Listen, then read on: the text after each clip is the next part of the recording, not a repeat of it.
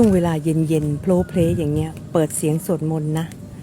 เปิดเสียงสวดมนต์เพื่อไล่ความซึมเศร้าเหงาหงอยให้หมดไปจากที่พักอาศัยของเราเพราะว่าใจของเราเป็นประธานแต่ถ้าตอนเย็นๆโพลเพลอย่างเงี้ยเราก็มักจะซึมเศร้าเหงาหงอยในพลังงานในบ้านของเรามักจะดูเงียบๆวังเวงชอบกลแม่ขอให้เราเปิดเสียงสวดมนต์ขึ้นมา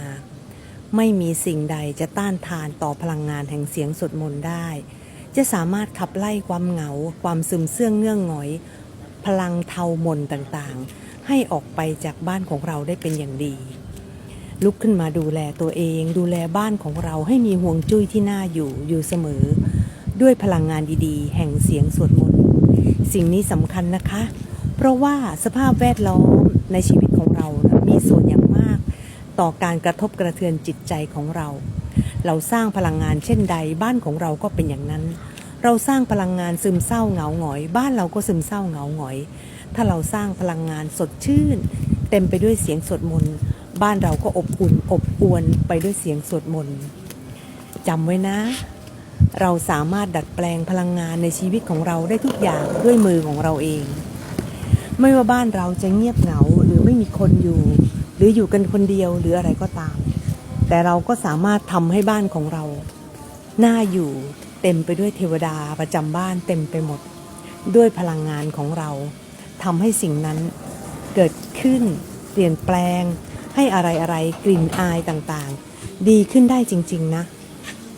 นี่ไงเนี่ยบ้านแม่เต็มไปด้วยพระมีเสียงสวดมนต์มีเนนน้อยนี่ไงเห็นไหมเราทำบ้านของเรา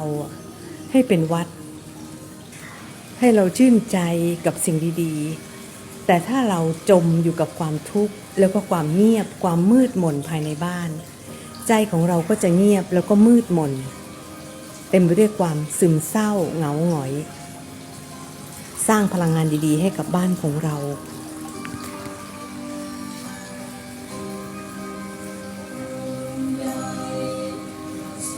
นี่ไง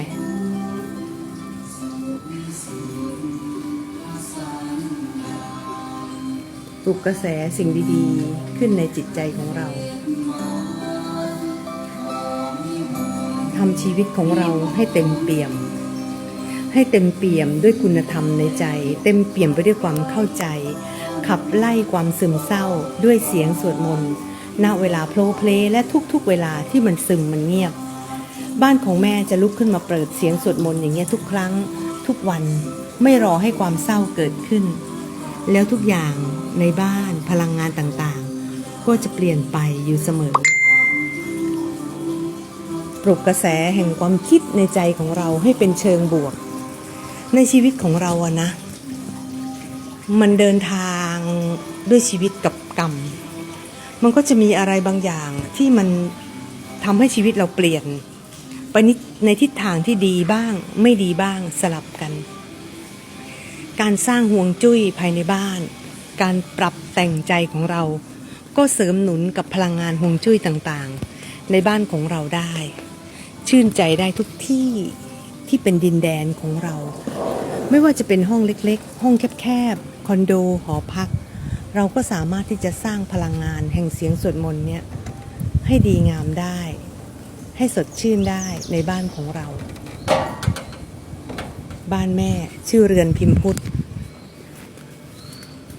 นะคะแม่เป็นกำลังใจให้ทุกๆคนที่กำลังซึมเศร้าเหงาหงอยช่วยกันเสริมเพิ่มเติมกำลังใจให้แก่กันและกัน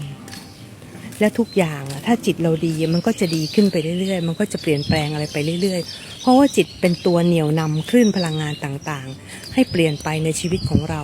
ถ้าจิตเราไม่ดีพลังงานไม่ดีเหล่านั้นมันก็จะหมุนวนเป็นคลื่นแห่งความหมองหม่นอยู่ในชีวิตของเราแม่ขอให้กำลังใจทุกคนนะคะ